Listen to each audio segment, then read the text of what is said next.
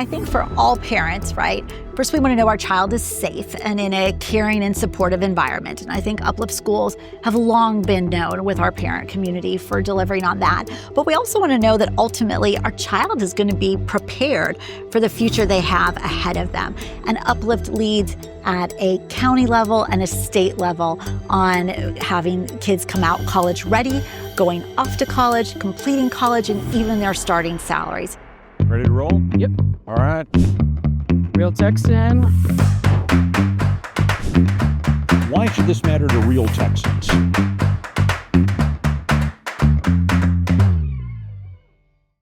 Hi, I'm Daniel Greer. Welcome to Real Texans, where we talk to men and women who are having an impact on our state. Today, I'm joined by Yasmin Bhatia. She's the CEO of Uplift Education, right? And that's a charter school network in Dallas. Yes, correct. In the Dallas-Fort Worth area. Thank you for coming to join us. So charter schools in Texas, they kind of have a reputation of being a redheaded stepchild, maybe too aggressive thing to say, but that's the reputation. Is that fair? Is it too much? What's going on with that framing? Sure. Well, I definitely think we're treated as a stepchild from a funding standpoint, but I think if you step back broadly, public charter schools 30 years ago were really the kickoff of the school choice model that now we've embraced so much in the state, and that you've even seen embraced by traditional public schools who've created more choice models even inside their own traditional public school districts. So I think if you look back at it, public charter schools delivered the innovation they were expected to, especially those charter school networks that are 20 plus years old, that are the size of a mid-sized district now, like Uplift at 23,000 students. You know, they're outperforming the state, whether you look at college readiness rates, college matriculation, college graduation rates, and really leading in the places that the state wants to overall lead in. I think where you get into that stepchild nature is this philosophical conflict or tension that exists at the state level of we want to give more choice and create some options for families in the public school system, but we also still want to protect our traditional public schools and have a little bit of this mama bear in us. And you see that play out in differential funding, where public charter school students receive about $1,600 less from the state in funding, even though they're public school students in public schools. Okay. You came into charter schools from a non-traditional approach. I think might be the way to say it. You were a consultant. Tell us about your background, your family background, and what brought you, how did you get to Uplift? So I grew up in a household that valued education tremendously. My dad was the first in his family to go to college, and I saw what opportunities that created for him. So in our family, we were told early we were going to college, just like we tell our kindergartners at Uplift. And not only that, but you're also going to graduate school as well. So with that, I did, what any good older daughter was supposed to do. I went to the University of Texas for undergrad and then went to Stanford for graduate school and took a job in management consulting that I didn't even know what that was when I started off at the University of Texas. And that gave me a great foundation in business and that to be able to leverage when the opportunity at Uplift came up, to be able to use my business background to help kids who looked like my dad and had a similar story, who through their own hard work and effort wanted to take advantage of opportunity. And so that's what brought me and drew me to Uplift. I'm a mom of 3 children. They are all very different in their own beautiful ways. One of them has dyslexia. And so we've had to make a different school choice for him over the past few years. And so I'm also really drawn to this notion of how do we empower all parents, regardless of their economic background, to be able to pick a school that works best for their child. So is that part of your pitch? I mean, is that part of your pitch for Uplift? I mean, is that what it sounds like? What is it? So if I was sharing a parent why Uplift, I think for all parents, right, first we want to know our child is safe and in a caring and supportive environment. And I think Uplift schools have long been known with our parent community for delivering on that. But we also want to know that ultimately our child is going to be prepared for the future they have ahead of them. And Uplift leads at a county level and a state level on having kids come out college ready, going off to college, completing college, and even their starting salaries. So I'm so grateful that now we're seeing the state legislature through Chairman Creighton and his Senate Ed Committee taking a K-16 approach to thinking about educational policy, because Uplift, since its grounding, has taken a K-16 approach. So all of that, I'm sure, requires funding. Yes. Can you tell me about what's happening this legislative session when it comes to closing the gap between funding charter schools, especially compared to their public school partners? Yes, we are so grateful to Senator Angela Paxton for her authorship and championship of Senate Bill 1750. It was originally authored to cut the facilities funding gap in half. Once you have a gap that's grown by 266% since the last time the legislature talked about facilities funding in 2017, it's too big of a gap to not address in a meaningful way. We cannot nickel and dime this thing. We have to go in and cut it in a meaningful way. And so we're so grateful that her original bill had that gap being cut in half.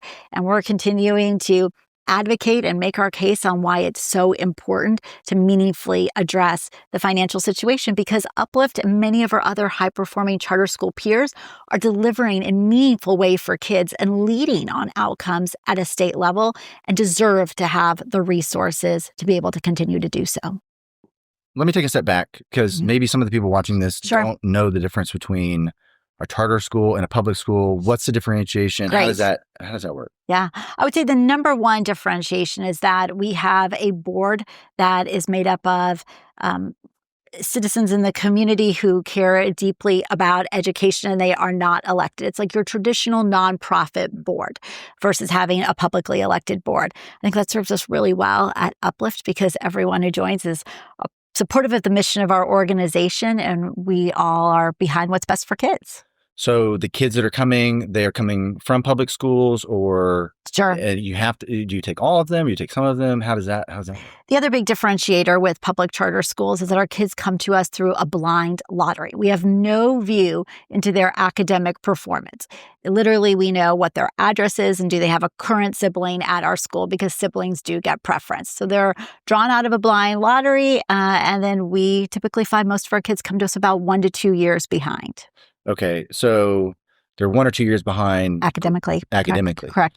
And what's y'all's track record in catching them up, excelling them? What does that look like in terms of outcomes? Yeah. Well, in terms of outcomes, when you look at our scores, we outperform particularly at the middle and high school level, and we are double digits ahead of the state in terms of college readiness rates, college matriculation rates, and college completion rates. Okay, but you're still getting less funding than the public schools. What can be done to change that dynamic? Sure. What are we working on? What's on the horizon for this? Yeah, well, that's why it's been a big priority for us this legislative session. And just to put it into context for people, so we talked about this $1,600 per student gap. At Uplift, we spend about $40 million a year in our facilities cost, and we get $3 million from the state. So that means for all the outperformance that we do at Uplift at a state level and at a county level, we have to take $37 million out of our operating budget and reallocate it towards facilities. So that means we end up with having higher class sizes, not being able to be as competitive on teacher pay, not being able to give our teachers the same support resources that they would have in a traditional public school district. So this session, what we're really fighting for is this gap has gotten to be far too big. We're putting a cost or penalty on public school parents who picked a choice inside the public school system and said, yes, we're giving you a choice, but there's a cost to you for making that choice. And that's what we're working hard on addressing. So in that answer, there's a couple of different constituencies or group of people that I'd like to talk about, teachers and parents. So when it comes to the teachers that are coming, they're coming to Uplift. Yeah. They're taking less pay. Yes. What's drawing them to Uplift? Why would they come? I think what's drawing them to Uplift is the same thing that drew me to it 16 years ago, this culture of high expectations for all kids, using data to inform how we meet kids where they're at and help them grow, and a culture around innovation. If it's a great idea for kids, we're going to go behind it. And so I think they want to be a part of that community that's doing great things for kids even if they have to make some of the sacrifices and trade-offs that come with it. But at some point, we're putting too great of a burden on our teachers, and that's why this gap has to be addressed. Do they have different tools at their disposal? Like, what's the experience, as best you know, between a charter school teacher and a public school, like traditional public school teacher? What does that look like? Sure. I mean, one of the things I've at least heard from both our teachers and I would say our principals also is how much additional support that they get. Okay. So where we might have a smaller span of control between a principal manager and a principal or a principal and a teacher versus a traditional public school, that allows a lot of hands-on coaching versus having a much bigger bureaucracy at the very top of our central office. We're pretty lean. Any teacher can reach out to me on the phone or on email, just as the same way any principal can. And we hear from those who've worked in traditional districts that there's no way I could reach out to my superintendent. Yeah. But we want to hear from them and we want to know what's going on for them and provide support. So some of the innovations that are incorporated Uplift, are they coming from teachers up? Are they coming from folks down? What is it? I think it comes from all directions, right? There are absolutely minimum standards and guardrails in place at Uplift to make sure we have a consistent educational environment for our kids. But we welcome our teachers to say, okay, this is how I can meet the needs of this specific child or this group of children. And similarly, when we see a great best practice going on across the network, we broadly share it out across all of our principals. And maybe even they're coming from outside in? Do you like Absolutely, of course. We also are looking to see what others are doing. Yeah. For example, right now, we're really inspired by what Superintendent Miles is doing in Houston ISD. He's turning around a really large district quickly. And so we're stealing some ideas from his work in Houston and bringing it into Uplift for next school year. What about like from a readiness perspective, when you're talking about like maybe even like companies that have very specific things in mind that they need for future employees? Yeah. Can that stuff get folded into charters as well? Absolutely. I mean, I think actually Uplift is leading right now on what it looks like to prepare the future workforce. We're so fortunate to have a really strong partnership with Baylor Scott and White Health, where we've partnered with them on what their workforce looks like for the next 5 to 10 years, and then are explicitly building into our curriculum and programming at one of our high schools how to build their future workforce. We're seeing incredible success in terms of high school kids being really excited to come to school every day because they see the real world connection of what they're doing in the classroom and getting to be taught hands-on skills from experts at Baylor Scott and White Health. So talked about teachers, talked about these outside groups. What about parents? And what about the parents that are bringing their kids to Uplift? Are they involved? How involved? What is Uplift's outreach to the community and to parents? What does that look like?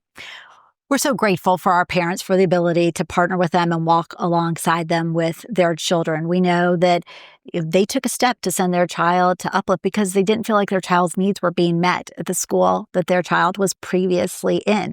So from an involvement standpoint, we knew they took a leap of faith and trust in us by saying, I need something different for my child. They also, obviously went through the effort of putting their child into the lottery, and then they have to bring their child to and from our school every day. They can't just put their child on a bus and say, I'll see you at 4:30 in the afternoon when you come home or when I come home from work. So we are grateful for the engagement of our families, and we know that we can always continue to do more to help our parents truly know where their child is at in their education.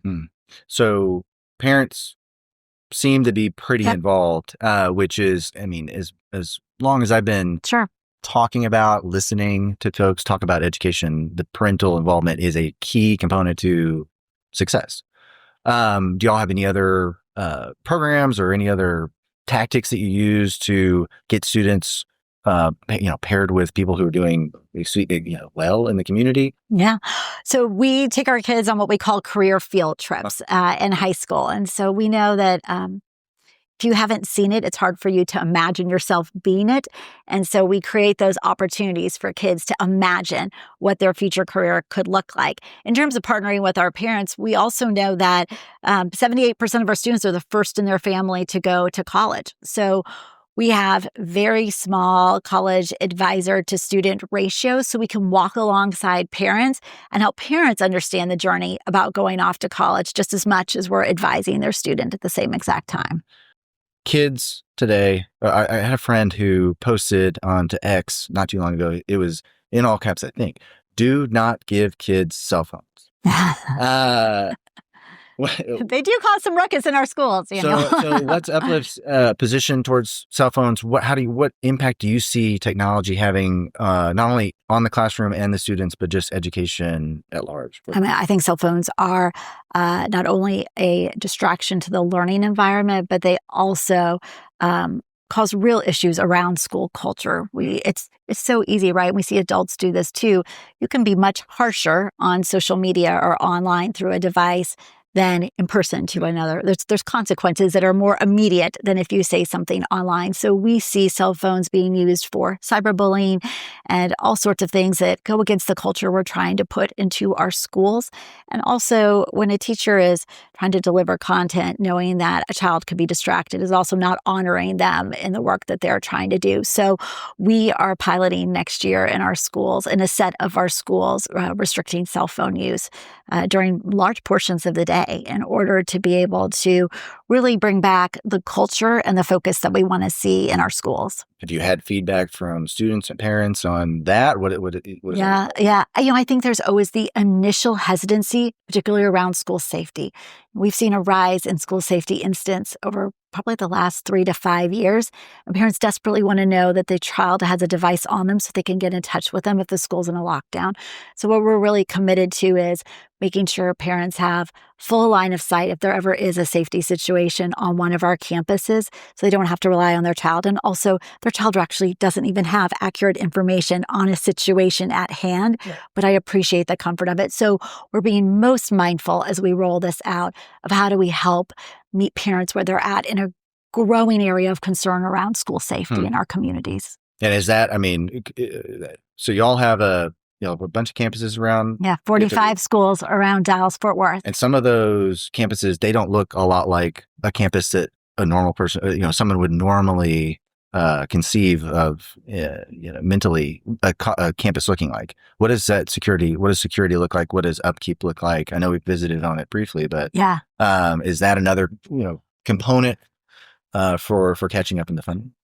Yes. So, we definitely would like to see an increase in school safety funding, which I know is a priority for this session. Also, we take great care in making sure that our campuses are secure. And I'll give one caveat on that of something we do a little bit differently at Uplift. So all of our schools are enclosed with fencing. They all have a licensed officer who are on campus patrolling the campus.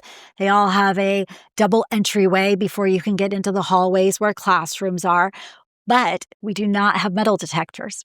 And we've had a strong culture at Uplift for years of see something, say something.